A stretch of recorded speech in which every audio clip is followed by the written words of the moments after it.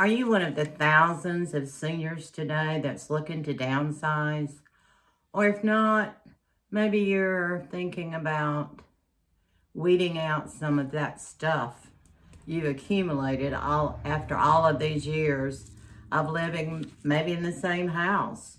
Or maybe you've moved and just took all of that stuff with you.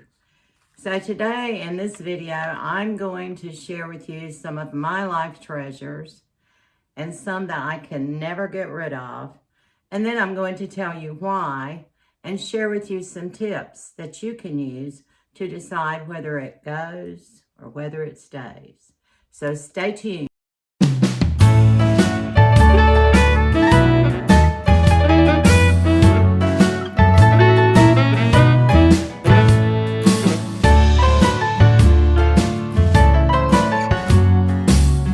Hi there, my name is BJ. I am the Reluctant Retiree, and I want to thank you for stopping by to visit my home today. We're going to jump right into this video today. As you see, I have a brown bag up here, and it is full of some of my treasured possessions, things that I can never part with. So I'm going to jump in and see what's in the first little thing that I pull up, and I'm going to tell you why I'm keeping it and why it means so much to me. Look at this. This is a platter of my mother's china. And when she passed away, she left me her set of china. And I treasure it, and I have used it several times. As a matter of fact, if any of you watched my video last week where I talked about my grandson's birthday party and all the blunders that I made during that fiasco, I told the kids when they sat down, I said, to eat, I said, your grandmother could not be here for this meal, and she would love to be here, but her china is. So I used the china for to serve the food at the birthday party. So I thought that was just a sweet way to remember their grandmother and my mother. And I tell you, my mother did not use it very often, as folks back then did not. If they had a set of china, they kept it for special occasions. It was probably for when the preacher came. I remember back then, Mother was a member of the circle in the church. And I think it was the ladies in the circles. There were two circles. And they would rotate, they would have a list on who was going to feed the preacher the next Sunday. So I think Mother probably had him a couple of times during the year because, you know, there were right many ladies involved. And so she had him a couple of times, and when it was time for the preacher to come, all holes were unbarred. We had to clean. We had to set the table properly, which was my job. I remember that. And everything had to be perfect, and Mother would cook a huge meal. And it was just a real kind of a exciting time for us kids on the farm when the preacher was coming to eat Sunday dinner. So I don't know if any of you remember that or if you did that, but we did that in our church. And of course it was a country church and we weren't in the city, and that's how we did it then. There was also, I think, when we had revival, some of the ladies would volunteer to fix dinner or supper as we called it, for the visiting minister for the revival. So this piece of, this platter and the set of china that I have just means so much to me because it was willed to me by my mother. She left it to me. I had it as a family heirloom. And I have enjoyed using it. And every time I use it, I think of her. So that's why I would never get rid of my mother's china. I would keep it forever until I die. And then I guess, I don't know what my kids will do with it, but it means a lot to me. And if I can use it, for special dinners and special occasions, you know, while they're here, perhaps it will make some memories for them, and they'll think about that when it comes time to divvy out all the goods, you know. That's how that goes. But anyway, this pattern is Santa Rosa. It's not, of course, it's been discontinued. But if any of you ever try to match a China pattern, you can always go. Some of you might know about Replacements in Greensboro, North Carolina. And they have probably every piece of glassware or every piece of china that was ever made. They have it in this huge, huge warehouse. So you can find them online. As a matter of fact, I'll put that link below if you perhaps are interested in looking up a piece of your china, or maybe something else that you have, glassware maybe, that you need to complete a set with.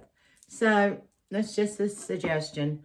But one of the reasons that I keep this, and of course, that's something that you can think about. My tip is, if it was left to you, if you have a childhood memory of an item, and it makes you feel kind of nostalgic, takes you back to your childhood, then I, by all means, would say keep it. It's a keeper. Okay, we're going to the next item. Let's see what we have in here. Oh my goodness. Look at this. You are not going to believe. This is my mother's biscuit pan. And I actually remember making biscuits, learning to make biscuits when I was a little girl, and she would use this pan to make her biscuits. And you can see, look at this thing. I have no idea how old it is. I do not know. I do not care. I took this biscuit pan on our trip when we were traveling through the United States in the RV. This biscuit pan was with me. And Larry said, you know you're not taking that thing. I said, of course I am.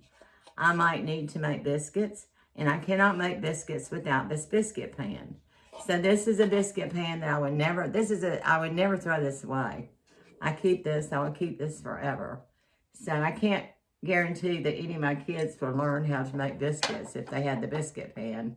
But I keep that because it is, actually it's something I learned a skill. That's the first thing that I learned, that I plated up biscuits and learned how to, and put them in this pan here. So if you have an item that, maybe you have a guitar that's old, and maybe that's the first guitar you had that you learned to play a song on, or even the piano, and you have your old upright piano, or maybe, you know, you have a piano and you don't want to get rid of it because you enjoy playing that particular song that you remember from learning to play the piano. So I think those are things that we keep, are things that evoke good memories and warm memories from our childhoods, or from special people growing as we grew up. So that's another tip that I think that you can think about. If it evokes a warm feeling, and emotionally, if you have emotions when you pick that particular item up, then keep it. Don't throw it out. Keep it. Okay, we're going to dig again. Let's see what we got. Oh my goodness, look at this. Okay, this is, I have to look her name up. Let me see, I have her notes here. Isn't she beautiful? Can you see her? She's barefoot. She doesn't have any shoes on. And I grew up with no shoes. I didn't have shoes either. We went barefoot all the time. Let me see, let me find her note. Oh yeah, okay, here she is. Okay, this was made by an artist in Smyrna Beach, Florida. Her name is Susie Toronto. And she professes to be a wild, wacky woman. And she does all of her art in a studio at the beach across from her house. She's 61 years old. She has 5 children and 15 grandchildren. She has been married to the same man for 32 years. My hat is off to her. But anyway, this is an example of some of the creations that she makes. It kind of has a Mackenzie Childs detail to it, and I love that. I think that's really pretty. I couldn't afford Mackenzie Childs, but this is close enough. But this was given to me by my son and my daughter-in-law for, I think it was a birthday about 2010 maybe. And this too has traveled the country with me. So you can see I did not pack it up. It means a lot to me. And I think it's beautiful. And I look at it and I think, oh, they must have thought I was awesome. So I look at that and I smile and I think, well, maybe they do think I'm awesome, you know. And it looks like me because I love to dance. Well, I can't dance anymore. Susie does the hula twice a week with her wacky, wonderful women friends, she says. I'm going to link her website below. And she does books and calendars, and they are so reasonably priced. Be a great gift site for your Christmas gifts, for your children, your grandchildren. She does books for granddaughters, for sons, little gift books that are just so, so sweet. And she does wacky drawings, and she's just a wacky artist.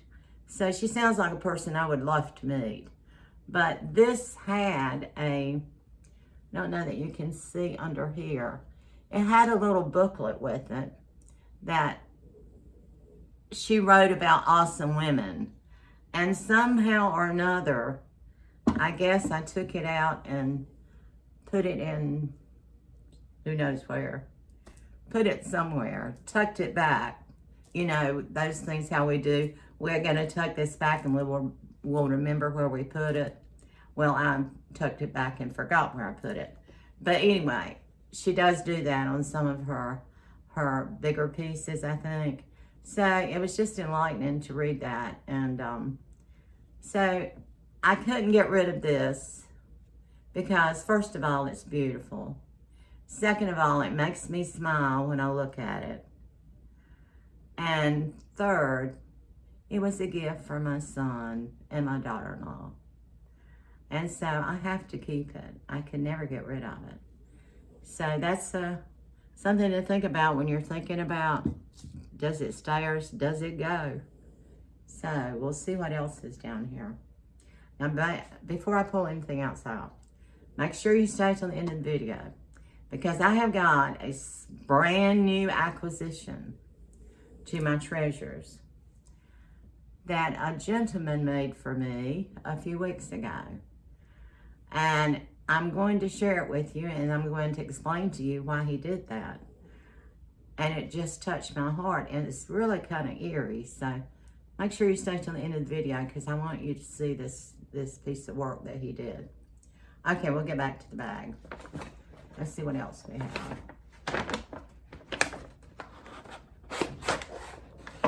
Oh my goodness.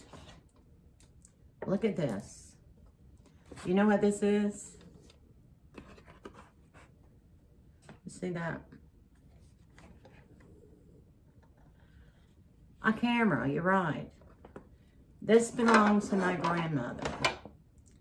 And I looked it up online, and it is a very rare camera, of course, in today's world of technology. But here is the viewfinder. And you have this little, you undo this, and you put it has a little clasp here, and you put your film in here. I have not opened it in years. I'm almost afraid to. I don't even remember what kind of film it had. My grandmother was back then was the photographer in the community. And I guess she might have been the only one that had a camera. I don't know.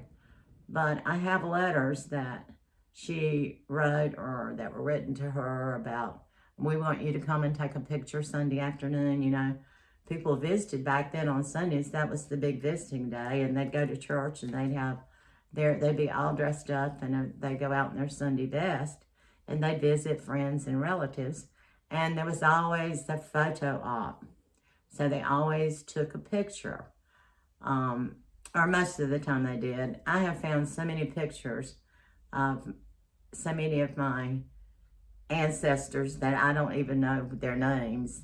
But I found so many pictures of people that came and visited and on Sunday afternoons, and they were all dressed up in their hats and beautiful, beautiful dresses. And those days, of course, are gone. But anyway, this camera, the reason it has special meaning to me, not only because it belonged to my grandmother and that it is so old, 1902, that's pretty old. I think Etsy had it listed as the value of like $93. So it's certainly not a valuable piece. But I remember when I was in the 2nd or 3rd grade, our class, back then you took field trips. I guess they still do. I don't know. We were going to ride the train. Now, the town of Selma, which is where my school was, is known for railroads. And they actually have a celebration every year, Railroad Days, and it's coming up this weekend. And they have an old depot there that has been restored. And Amtrak goes through there 2 and 3 times a day. And a lot of people use the Amtrak. So it's a very nice train station that's been redone. But anyway, to get to the story, I digress. To get to the story, we're going to go from Selma to Pine Level. Pine Level is a little town on the other side of Selma. Okay. Back then, we're going to ride the train. Our class says we're going to ride the train. So I begged and begged and begged, please let me take the camera. Please let me take this camera. This is the only camera we had. And my mother entrusted me with this camera to take to school and to have it all day long and to bring it home, just like I left with it, which I did. But the funny thing is, we were so excited about the trip to Pine Level, and I think I took pictures. Where they are, I have no idea. But it can't be over 4 miles. But we thought we were going on a trip. I mean, back then, if you think about the perception that you have of distances and houses that you have as a child, I took a lunch. Oh, we took a lunch, and we were going on a trip. And so this camera has such a memory. Every time I look at it, I think of Pine Level, my train trip to Pine Level when I was in, I don't know, like I said, 1st, 2nd, 3rd grade. I don't remember what grade it was. I think it was either 1st or 2nd.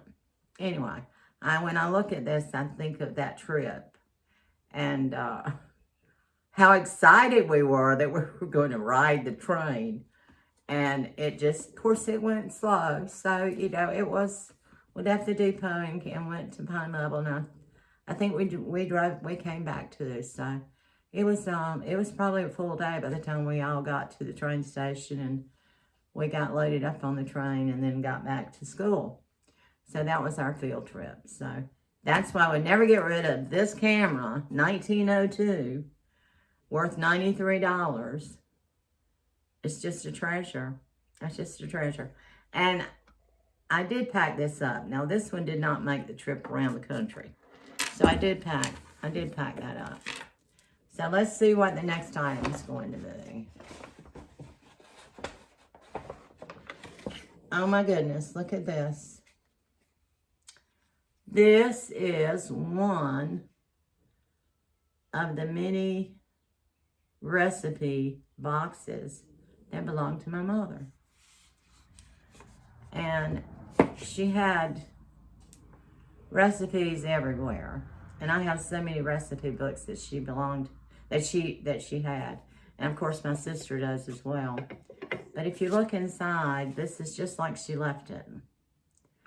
And Mother was notorious for writing a recipe on an envelope. I think if she was on the phone and somebody gave her, let me give you the recipe to that orange cake, she would reach over this way where Dad and her stuck the mail, pick up an envelope, and she'd start writing. So a lot of her stuff is on envelopes.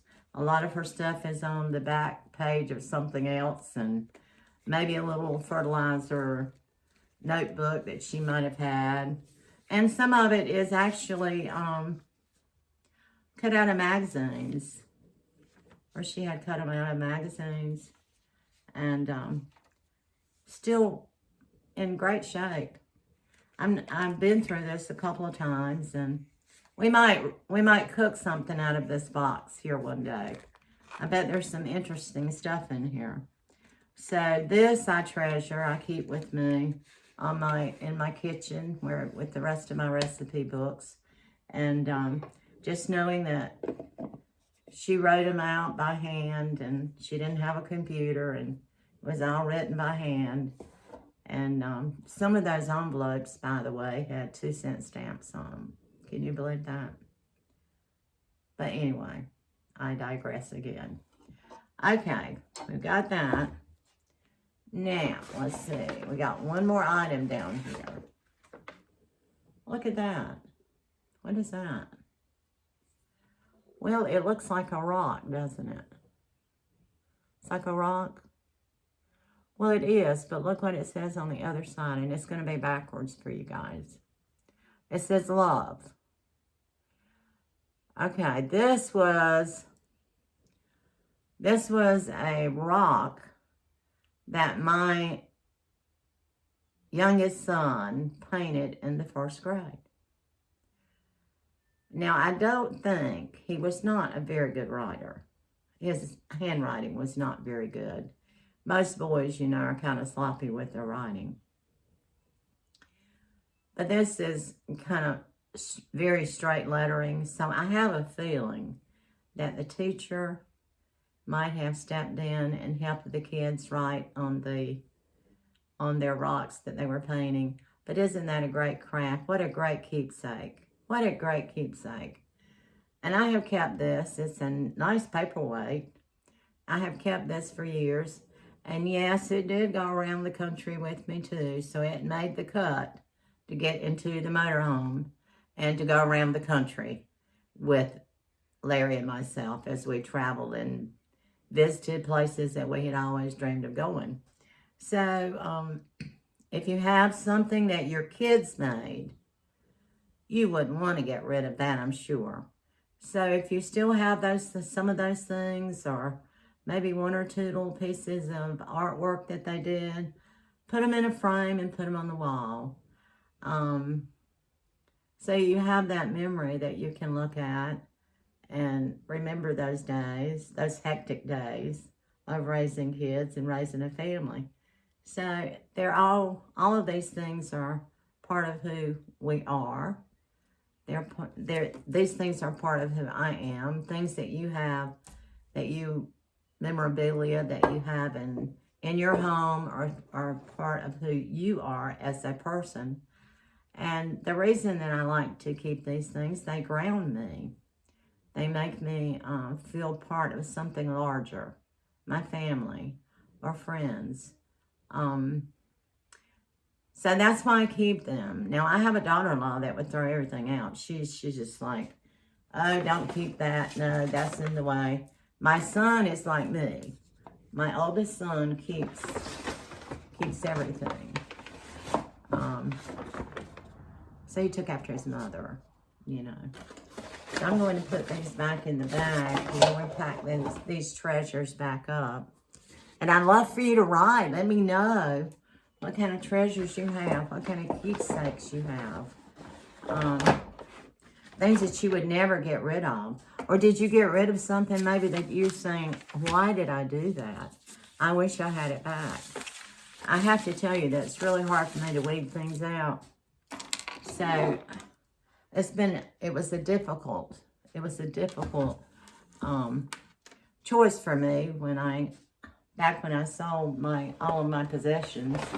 Well, not all of them, but some of them. Excuse me, let me get this down.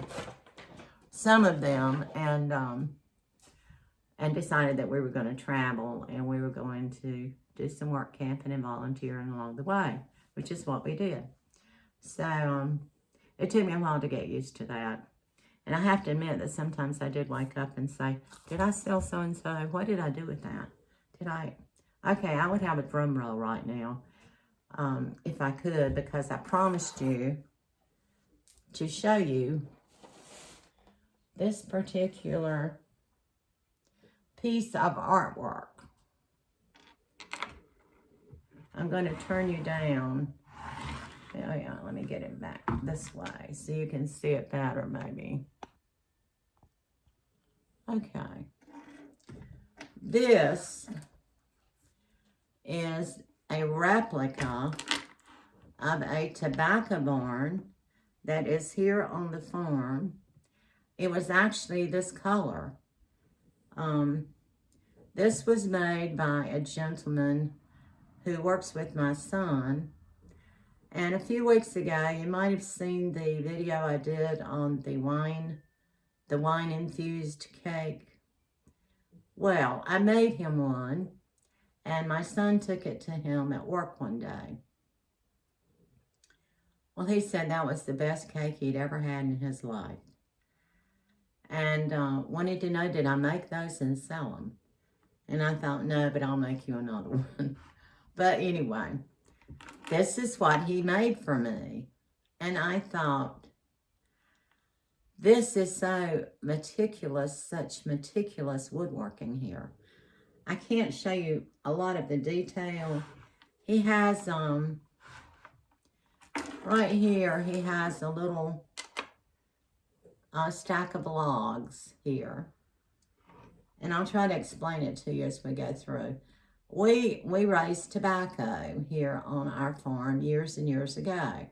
And that was our cash crop. And so in order to get the tobacco cured, this is what we used.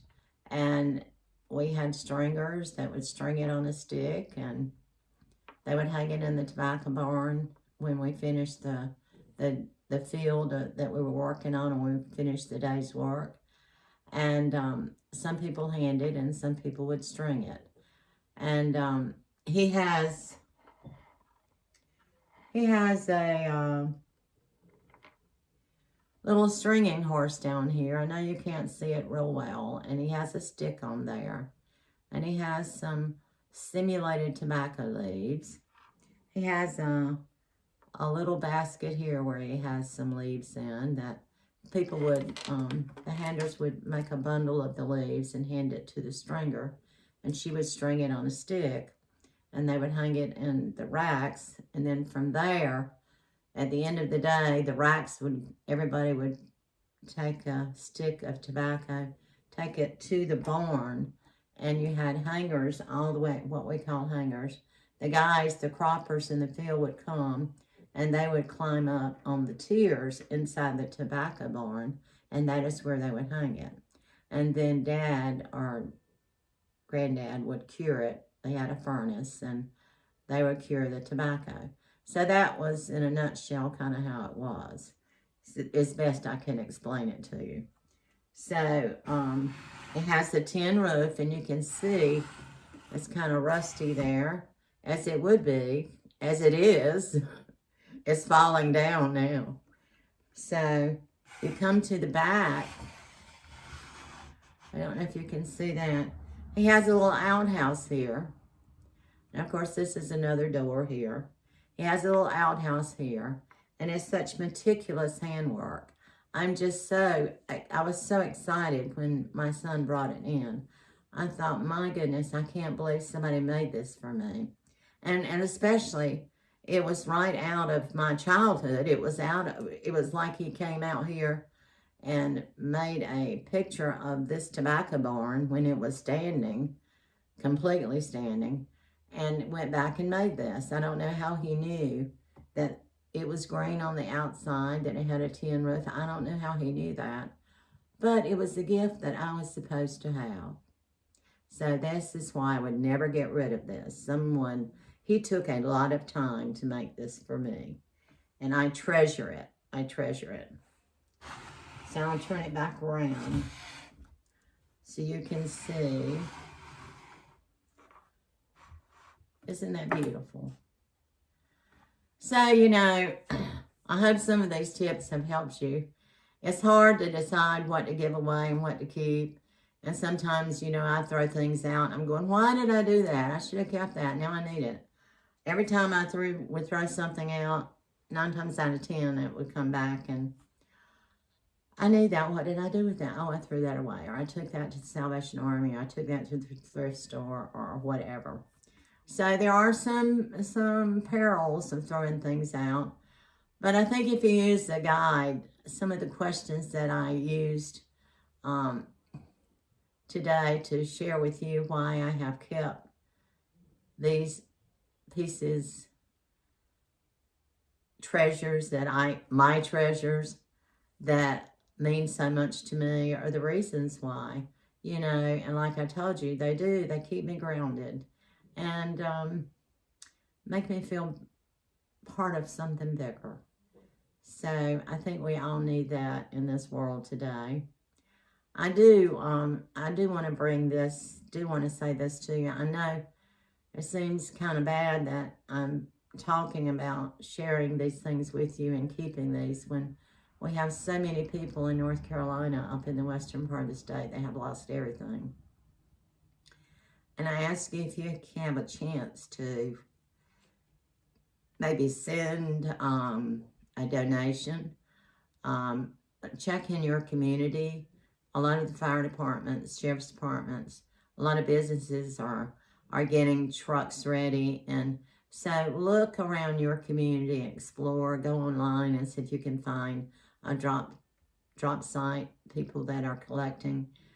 The area has just been decimated, and it was such a beautiful place. If you never had a chance to visit the western part of the state, it was just beautiful. So I pray for those people, and it's just very sad, but they'll recover, and with all of our help, and that's what we need to do. So thank you so much for joining me today. I hope you've enjoyed this video, and remember, here on The Reluctant Retiree, our motto is, do all you can, for as many as you can, for as long as you can. So with that in mind, I'm going to stop the video today and wish you a good week next week. And I will see you next week. And thank you so much for joining me. And by the way, if you have not subscribed, please do that. And leave me a comment below. Share with me your experiences, or what do you say? What's some of your treasures that you keep, and what do they remind you of, and why do you keep them? Or have you thrown something out and you wish that you did not do that? So if you can share some of those experiences with me, we'll talk about that. And don't forget to check the links below, and I'll have those for you. And check out little Susie down in Smyrna Beach. I'm sure you'll enjoy reading about her life. And she has some very uplifting messages. So be sure to check her out.